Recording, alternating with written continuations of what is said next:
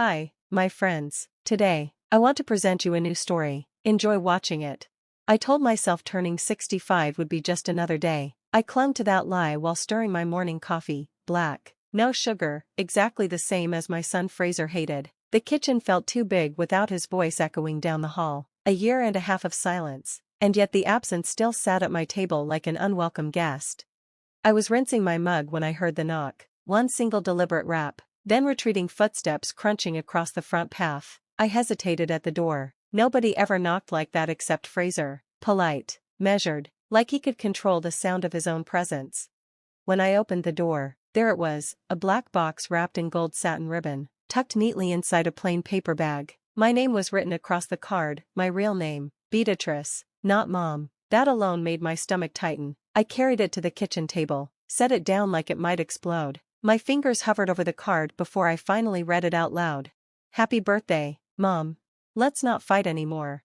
These candies are a sign of reconciliation. I almost laughed. Bitter, sharp Fraser, so quick to wound and so slow to forgive. I untied the ribbon. Inside, the chocolates were exquisite, each one like a tiny jewel, glossy and perfect, but beneath the sugar, something mean shimmered. My mind flipped back to that last fight, the slammed door, his hissed threat. You'll see, one day, you'll wish you'd chosen me.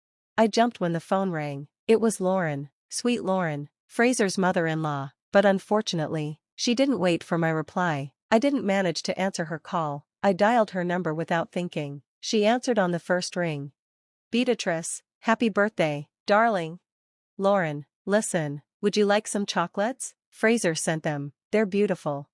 Oh, Beatrice, are you sure? Her warmth was the only thing that settled the chill coiling around my ribs. Yes, come by and take them. He'd want you to have them, too. I hung up, convincing myself I was being generous, not afraid. When she arrived, her hug smelled like lavender. Thank you, B, they're lovely. Enjoy them, I said. But my voice cracked on the last word. When the door closed behind her, I stood there staring at the few candies left in the box on the table. The phone call came just before dawn, a shrill ring that jolted me upright, heart pounding like a drum. I fumbled in the dark, pressing the phone to my ear. It was Lauren's daughter, her voice thin and breaking. Beatrice, it's Mom. She collapsed. She was vomiting, dizzy. They've taken her to County General. The words tumbled through me like stones. I sat on the edge of my bed, staring at the pale blue light bleeding through the curtains. The chocolates. Those beautiful, glistening chocolates. They were supposed to be safe, a gesture of peace.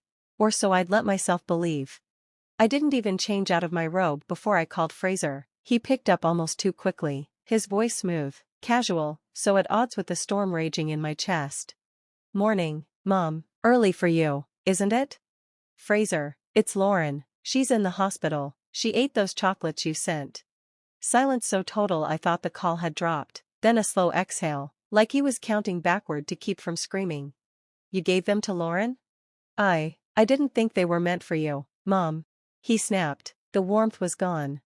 Only you. Why can't you ever do what you're told? Before I could plead or demand an explanation, the line went dead. My hands trembled so badly I nearly dropped the phone.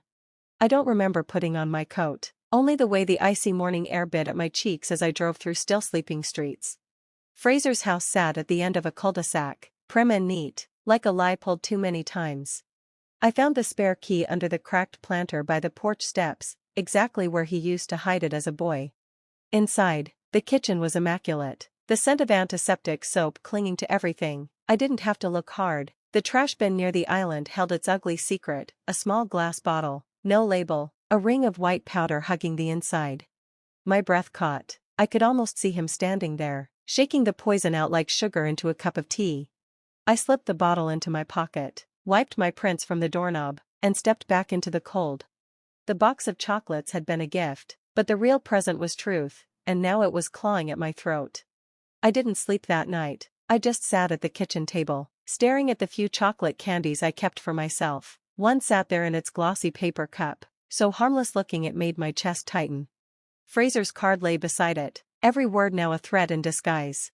These candies are a sign of reconciliation. By morning, I knew what I had to do. I called Nora Baxter, an old friend from my nursing days. She'd moved on to a private lab in the city. I could hear the disbelief in her voice when I explained. B, you really think Fraser? I don't know what to think, Nora, but I need to know, for Lauren, for me. A pause, then a soft sigh. Bring it in, discreetly. I drove the 20 minutes to the lab, my fingers clenched around the steering wheel, the bottle and chocolate sealed tight in a sandwich bag on the seat beside me. Every stoplight felt like an accusation. You raised him, you should have known. Nora met me at the back door, lab coat over her jeans, her hair scraped into a bun. She didn't ask questions, just slipped on gloves and took the evidence from my hands. I'll run a full talk screen. I'll call you as soon as I have anything. As she turned to go, I caught her wrist. Nora, if you find something, promise me you'll tell me first. She looked me dead in the eye. Always. Back home, the house felt like a stranger. I kept replaying Fraser's voice. Only you, why can't you ever do what you're told? He'd always been so meticulous, the neat handwriting, the color-coded closet, the way he'd sulk for days if someone used his favorite mug. Now that same precision was a weapon. When Nora called that evening, I answered on the first ring. It's aconitum, Beatrice, monk's hood, highly toxic and not something you find by accident. I'm so sorry. My knees buckled, I sank to the kitchen floor, the cold tile leaching the warmth from my skin. I could almost taste the sweetness of that chocolate, how close I'd come to swallowing my son's hate in a single bite. Detective Spencer Doyle sat across from me at my kitchen table, his notebook angled just so, like he didn't want to miss a single twitch in my hands. I'd made tea, but neither of us drank it. Steam rose between us, gusting up into the dim kitchen light. You're sure you want to do this, Beatrice? He asked, voice gentle but firm. I pressed my palms flat to the table to stop the trembling. He tried to kill me, detective. He poisoned those chocolates. And Lauren. My throat closed around her name. She was still in the hospital, drifting in and out like a leaf in the wind. Spencer leaned back. We need him to say it himself, once, on record. You think he'll call again? I shook my head. No, he's too careful. He arched an eyebrow. Then we do it your way. I stared at my phone all night, the chocolate locked away in the fridge like a secret I could barely stand to look at. By dawn, I knew what I had to do. Fraser would never confess over the phone, he'd want control, he always did, so I would go to him. I drove to his house while the sun still lingered low behind the trees. His door opened before I even knocked. He stood there in a crisp shirt and slacks, hair combed back just so, but his eyes, those eyes were feral in the morning light.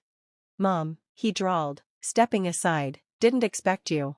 I thought we should talk, I said, my voice calm, my coat pocket heavy with the small recorder Spencer had given me.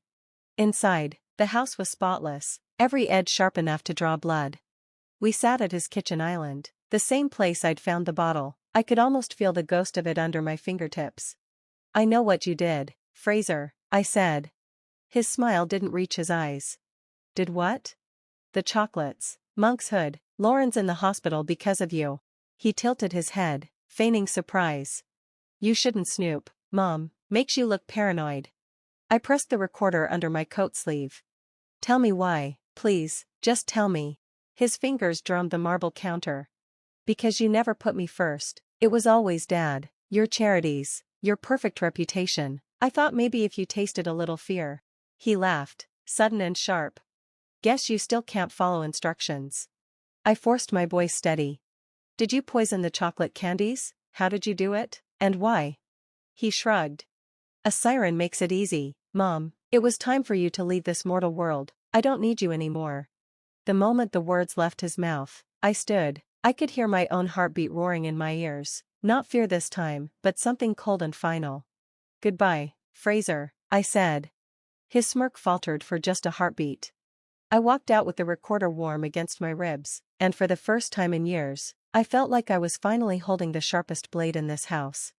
Detective Doyle didn't even need to press play when I handed him the recorder, he could see it all in my eyes. He nodded once, grim, but satisfied.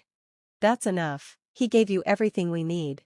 I watched him tuck the device into an evidence bag, the tiny metal box now heavier than anything I'd ever carried. A confession caught like a bird in my hands, and I'd squeezed just hard enough not to let it fly away.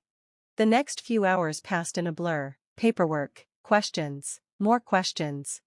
I answered each one, my voice steady. even when my heart wanted to crawl out of my chest. When they finally drove Fraser away in the back of that black and white cruiser, I didn't look away. He caught my eye through the window, his expression unreadable, that cold brilliance flickering like a dying light bulb. Later that night, I sat at my kitchen table with a single chocolate in front of me, the last piece of his gift, the one I had nearly swallowed without a second thought. I could still hear his voice. "They were meant only for you, Mom." I held it in my palm, its shell perfect and glossy, a poison jewel. How simple it had all been for him, hate wrapped in ribbon, betrayal sealed in sweetness. The phone rang. It was Lauren's daughter again. "Beatrice, Mom's awake, she's asking for you." My eyes blurred so fast I nearly dropped the chocolate. "I'll come first thing tomorrow," I whispered. Tell her I'm sorry." After the call, I fetched the little fireproof box from the hall closet, the one I'd used for old birth certificates and love letters that never aged well. I laid the chocolate inside, next to Fraser's birthday card. "Happy birthday, Mom, let's not fight anymore." I read those words one last time before locking the lid. Some gifts are too heavy to throw away, they deserve to be kept, if only to remind you how close you came to forgetting who you were. I stood by the window, watching the dawn creep over the garden Fraser once played in. I rested my hand on the cold glass, feeling the warmth of the sun, trying to find me. Friends, what do you think of this story? Write your opinion in the comments. Would you like more stories? Don't forget to subscribe and hit the bell button so you don't miss any videos. See you tomorrow.